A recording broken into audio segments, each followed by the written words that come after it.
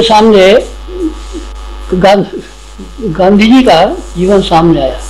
उनको एक बड़ा काम करना था, बहुत बड़ा काम। हिंदुस्तान से वो इंग्रेज भगाने थे जिनके एक राज्य में कभी सूर्य अस्त नहीं होता था। इतने सामर्थ्यवान जो उस जमाने में पहले नंबर की शक्ति माने जाते थे, उनको गांधी जी भगाना चाहते थे। तब क्यों नहीं भगा दिया गांधी जी? अकेले नहीं भगा सकते, उनको सहयोग की जरूरत पड़ी, साथियों की जरूरत पड़ी। ये बहुत से काम ऐसे हैं जो समूह के द्वारा संभव होते हैं, अकेला आदमी नहीं कर सकता। समूह के द्वारा गांधी जी ने वो अपना समूह इकट्ठा किया, सत्याग्रह की सेना इकट्ठी की और सत्याग्रहियों की सेना से वो काम संभव बना दिया जो असंभव मालूम होता था। बुद्ध को भी करना पड़ा यही। बुद्ध चाहते थे कि उस जमाने में जो अनैतिकता और अनाचार सामाजिक क्षेत्रों में और धार्मिक क्षेत्रों में फैले हुए थे, उनको उखाड़ना चाहते थे। और न केवल उखाड़ना चाहते थे बल्कि एक बुद्धं शरणं गच्छामि बुद्धिवाद की नई लहर पैदा करना चाहते थे, न केवल हिंदुस्तान में बल्कि सारे एशिया में, बल्कि सारे विश्व में पैदा करना चाहते थे।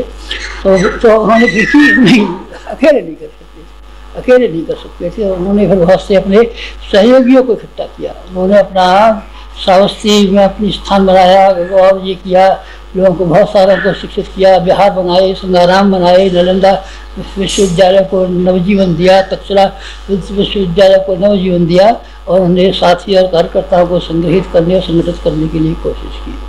श्री कृष्ण जी आए थे तो उनके साथ में देवता जन्म लेकर के आए थे और वो किसी के मनुष्य के शरीर में होकर के उनके साथ दिया था।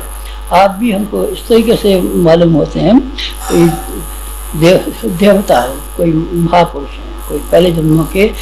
इस जन्म का तो आप क्या करते रहे मालूम नहीं, लेकिन पहले जन्मों का हमारा 100% विश्वास है कि आप सामान्य नहीं है, कोई असामान्य आदमी है। और आपने क्या किया? हमने कुछ किया नहीं है। आप जो 24 लाख हमारे कुटुंबी हैं, इन 24 लाख कुटुंबियों को हमने बनाया नहीं है, हमने ढूंढ करके पढ़ के खींचे में रख लिया। किसी का कोई एक सहयोगी सच्चा मित्र नहीं मिलता। सारी जिंदगी भर कोशिश करते हैं पर एक मित्र नहीं मिलता, यहाँ तक कि बीवी भी दगाबाजी करते देखी गई है। लेकिन फिर हमारे पास इस तरह के व्यक्ति जो कि हमको हमारा मानते हैं और हम जिनको हमारा मानते हैं, और जो हमको हमारा मानते हैं, हम जिनको हमारा मानते हैं। गुरु चेला आया, बाद में गया गुरु और ऊपर से गया चेला। चेला और गुरु तो बहानेबाजी की बात है, ठगने और ठगाने की बात है, इसमें कोई साम नहीं है। ना आप हमारे गुरु हैं, ना हम आपके चेला हैं, हम आपके हैं और हम आपके। इसलिए हमने गायत्री परिवार नाम से संगठन किया है। कुटुंब है, कुटुंब में आप हमारे बड़े हैं, हमसे बड़े हैं। आपकी उम्र 75 साल से ज़्यादा है तो आप हमारे ताऊ जी हैं, चाचा जी हैं, हमारे बड़े भाई साहब। और अगर आप छोटे हैं, हमसे छोटे हैं, तो आप हमारे छोटे भाई हैं। तो आप हमारे भतीजे हैं, तो आप हमारे नाती हैं, पोते हैं, देवते हैं, भांजे हैं, जो भी है तो है हमारा कुटुंब। आप हमारे कुटुंबी हैं। आप कुटुंब में हमारे में शामिल हो गए। हमारा कुटुंब देख करके, बढ़ता हुआ कुटुंब देख करके कितनी खुशी हमको होती है। बढ़ती हुई फसल, बढ़ते हुए खेत देख करके, बढ़ता हुआ बगीचा देख करके माली को और किसान को जब खुशी होनी संभव है, हमको क्यों खुशी नहीं होगी? हम बहुत खुश हैं।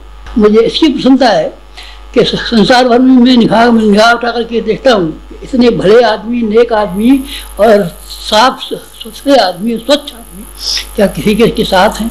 मैं देखता हूँ कि अब किसी के साथ भी नहीं है, किसी कमेटियों के पास भी नहीं है, किसी राज सत्ताओं के पास भी नहीं है, किसी संगठनों के पास भी नहीं है, किसी धर्म संस्थानों के पास भी नहीं है। इतनी साफ सुथरी छवि जिनकी हो और जो आदमी निरंतर त्याग करने के लिए और सेवा करने के लिए कटिबद्ध रहते हो, ऐसे आदमी देखे हैं आपने? कहीं और आप बता सकते हैं नहीं भाई मेरी जानकारी में नहीं है, होंगे तो कहीं हो भी सकते हैं, लेकिन जहाँ तक मेरी जानकारी है, मैं अकेला हूँ इस दुनिया में जिसने 24 लाख आदमियों को, साफ सुथरे आदमियों को, समाजसेवी आदमियों को, जो अपने आप में अंकुश लगाना और जो अपने आप को संयमशील रहने के लिए तैयार रहते हैं, इस तरह के आदमी किसी और के साथ हो मुझे ठीक मालूम नहीं। राष्ट्रीय संघ हो कोई हो, अब नहीं कहता किसी को, मैं बुराई करता हूँ, नहीं कहता हूँ, पर मेरी आँख में नहीं। इतनी ज़्यादा संख्या में कार्यकर्ता किसी को मुझे बहुत पसंद है। हमारी खुशी आप लोगों का सहयोग और आप लोगों का व्यक्तित्व, आप लोगों का व्यक्तित्व और आप लोगों का सहयोग, बस ये 50% बात पूरी हो गई। जरा सी और लगी है, बस जरा सी और लगी है, उससे आप मार दें, गाड़ी में धक्का मारने में जरा सी बात रही। कीजिए, बस उसे और कर दें तो मजा आ जाए। क्या कर दें, आपके व्यक्तित्व की जितनी सराहना करूं उतनी कम, लेकिन क्रियाकलापों का जब समय आता है तब आपके ऊपर व्यस्तता इतनी छा जाती है कि आप समय नहीं निकाल पाते। समय निकालने में बड़ा मुश्किल मालूम पड़ता है। जो कहते हैं किसी का काम करना है, साहब हम बाल बच्चे वाले हैं, हम कोई गृहस्थ है, हम काम करने कितने पड़ते हैं, कितने लगे हुए हैं, कितने मुकदमेबाजी करनी पड़ती है, किसी लड़की का ब्याह करना। अब आपकी बात सही है, आपकी बात को मैं गलत कहता हूँ। मैं आपकी स्थिति में होता तो मैं भी ऐसे ही व्यस्त रहता, लेकिन मेरी अगर आप सलाह मानते हो और आप ये चाहते हो कि गुरु जी की तरफ ये भी मालूम कर लें कि आखिर इनकी इच्छा क्या है और ये हमसे क्या चाहते हैं, तो फिर मैं आपसे एक इच्छा व्यक्त करता हूँ। एक ही मेरी आपसे कामना है अब इकट्ठे करने के बाद में कि आप थोड़ा थोड़ा समय निकालना शुरू करें। समय आप नहीं निकालेंगे तो आप ख्वाब देखते रहेंगे, शेख चिल्ली बने रहेंगे और आप दिमाग स्वप्न देखते रहेंगे, दिन भर सपने देखेंगे, नया युग बना और नया युग बनेगा और दुनिया में प्रलय होगी और परमाणु बम फटेंगे, जो ख्वाब देखते रहना। फिर आपको आपकी कोई भूमिका नहीं हो सकती। आपकी भूमिका हो इसके लिए ये बहुत ज़रूरी है कि आप अपने समय का एक हिस्सा निकालना शुरू कर दें। आप चाहें तो निकाल सकते हैं, ईमानदारी के साथ आप चाहें तो ज़रूर निकाल सकते हैं, निश्चित रूप से निकाल सकते हैं। समय निकालने में कोई मुश्किल नहीं है। आप बीमार हो जाए तब समय निकालेंगे नहीं निकालेंगे?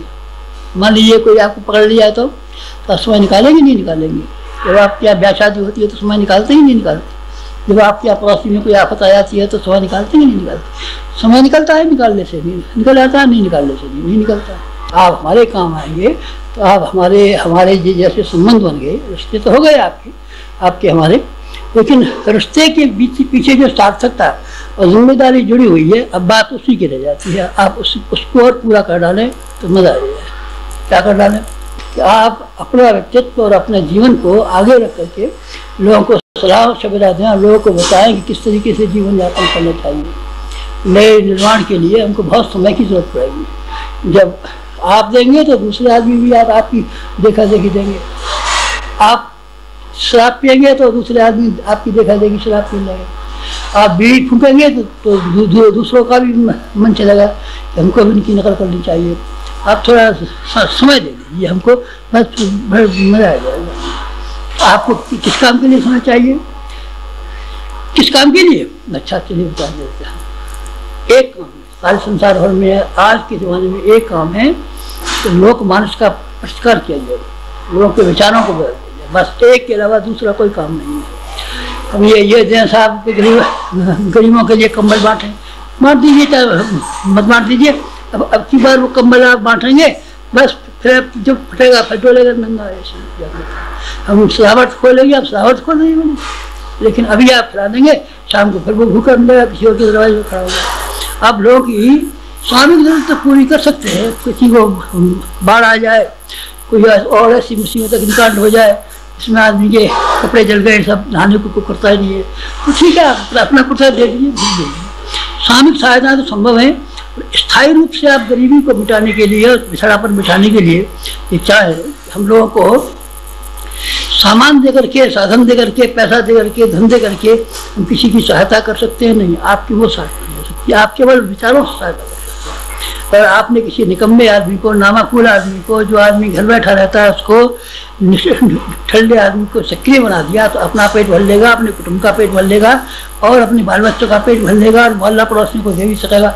और आपने किसी निकम्मे आदमी को कारगर बना दिया तो ऐसे ही विचार ही व्यक्तियों को विचार दिया तो आपने सब कुछ कर दिया। आज की समस्याएं सिर्फ एक समस्या है और कोई समस्या नहीं है। आदमी विचारों की दृष्टि से, बौद्धिक दृष्टि से, भावनाओं की दृष्टि से बड़ा कमजोर हो गया है और रोज की कमजोरी फूट फूट के हजारों जगह से निकलती है। गरीबी के रूप में निकलती है, बेकारी के रूप में निकलती है, अपराधों के रूप में निकलती है, नशेबाजी के रूप में निकलती है, गंदा दिमाग आदमी का, गंदा चरित्र आदमी का, जाने क्या क्या मुसीबतें खड़ी कर देता है। 24 घंटे ताना बाना बनता रहता है, केवल एक ही ताना बाना बनता रहता है कि किस तरीके से मैं गिरूं और किस तरीके से दूसरों को लेकर डूबूं अपने साथ। इसीलिए हमको लोगों के ख्यालातों को ठीक करना है।